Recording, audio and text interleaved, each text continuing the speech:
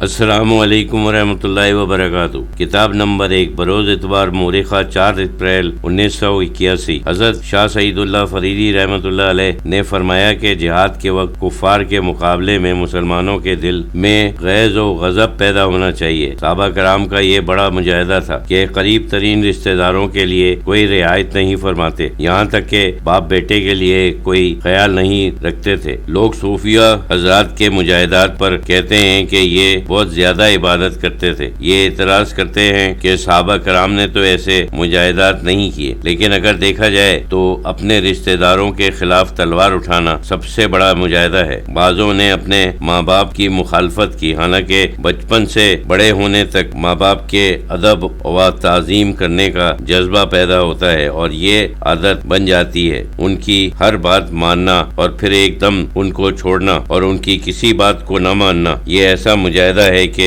سب جسمانی مجاہدوں سے بڑھ کر ہے۔ ان لوگوں نے ظاہر کو دیکھا، ان چیزوں کی حقیقت کو نہیں دیکھا۔ گھر بار چھوڑنا، لوگوں کی مخالفت برداشت کرنا اور پھر انہی لوگوں سے جن سے محبت کا فطری تعلق تھا لڑنا اور ان کا اثر ساری عمر قبول کرتے رہے پھر بالکل قبول نہ کرنا، یہ زیادہ بڑا مجاہدہ ہے۔ ایک صاحب نے اپنی لڑکی کے لیے جس کے دماغ پر امتحان میں فیل ہونے کی وجہ سے کچھ اثر ہو گیا تھا، حضرت صاحب رحمۃ اللہ علیہ سے تعویذ کے لیے کہا۔ ان کے چلے جانے کے بعد حضرت صاحب رحمۃ اللہ علیہ نے فرمایا کہ امتحان میں فیل ہونا بالکل موت اور زندگی کا سوال سمجھا جاتا ہے۔ یہ دنیا طلبی کے نظریے سے ہے، کیونکہ پاس کامیاب ہو جائیں تو نوکری ملے گی، اپنی اچھی تنخواہ ہوگی، اچھی آمدنی ہوگی اور اچھی زندگی ہوگی۔ یہ خیال لوگوں کے دلوں کے اوپر اتنا حاوی ہو گیا ہے کہ جو بچہ فیل ہو جاتے ہیں وہ پاگل ہو جاتے ہیں۔ حالانکہ ضرورت تو نہیں، لیکن لڑکیوں میں بھی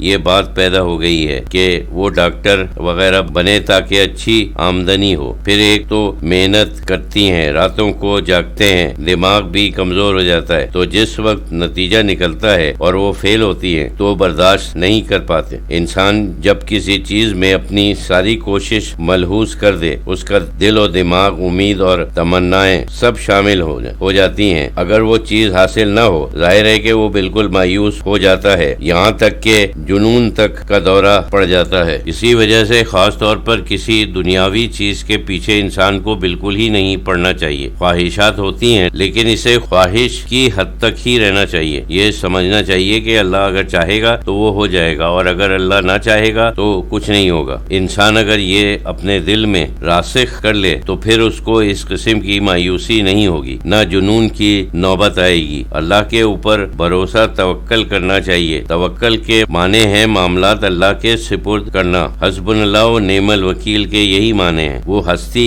کہ جس کو ہم اپنا کام سپرد کرتے ہیں وہ ہماری طرف سے کرے گا، ہمیں کچھ نہیں کرنا ہے۔ ہمارے مفادات کی جو محافظت کرتا ہے اس کو وکیل کہتے ہیں۔ وکیل وہ نہیں جو کچہری میں ہوتے ہیں، کیونکہ وہ پوری طرح سے وکالت کا حق ادا نہیں کرتے، وہ تو صرف ایک خاص طریقے سے ہمارے مفاد کے محافظ ہیں، لیکن ان کی اتنی ذمہ داری نہیں ہے۔ قرآن اور حدیث کے مطابق وہ ہے جس کو پورا معاملہ سونپا جاتا ہے اور وہی اب ذمہ دار ہے، ہماری اس میں کوئی ذمہ داری نہیں۔ جیسے ٹرسٹی ہوتا ہے، بلکہ بعض لوگ انگریزی میں قرآن شریف کا ترجمہ کرتے وقت وکیل کا ترجمہ بھی ٹرسٹی کرتے ہیں، حالانکہ وہ ٹیکنیکل قسم کا لفظ ہے، لٹرلی اس میں علمی لفظ نہیں۔ لیکن بہرحال ٹرسٹی کا مطلب یہ ہے کہ وہ اس کی جس کو ہم نے اپنا معاملہ سپرد کر دیا، اب پوری ذمہ داری اس کے اوپر ہے، اب ہم کو کچھ نہیں سوچنا۔ وکیل کے اصل معنی محافظ کے ہیں۔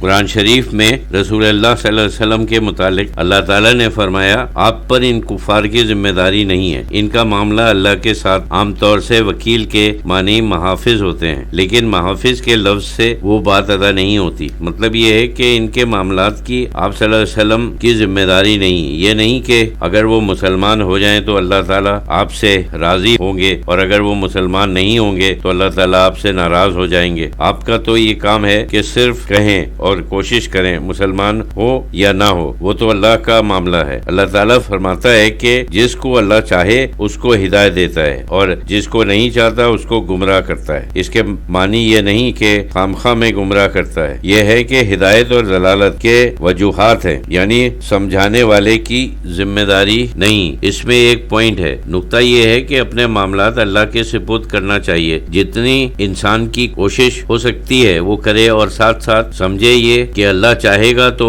ہماری خواہش کامیاب ہوگی، اور اگر وہ نہیں چاہے گا تو کوئی نتیجہ نہیں نکلے گا۔ بہت زیادہ راسخ ہونا چاہیے، اور جو دنیاوی خواہشات ہے ہم دیکھیں کہ ہمارے دل میں پیدا ہو رہی ہیں، اس کو محدود رکھنا چاہیے، اس کے اوپر ایک قسم کا روک ہو۔ یہ سب وہم ہے کہ اگر کوئی امتحان پاس ہو جائے تو بس وہ جنت میں پہنچ جائے گا، اور فیل ہو جائے تو دوزخ میں چلا جائے گا۔ امتحان پاس کرے تو بہت اچھا، بہت کامیاب ہوگا، اور نہ کرے تو ناکام ہے، یعنی اس کا عملاً نتیجہ بھی ایسا نہیں۔ یہ انسان کا اپنا تصور ہے، اور یہ بھی ایک قسم کی بت پرستی ہے۔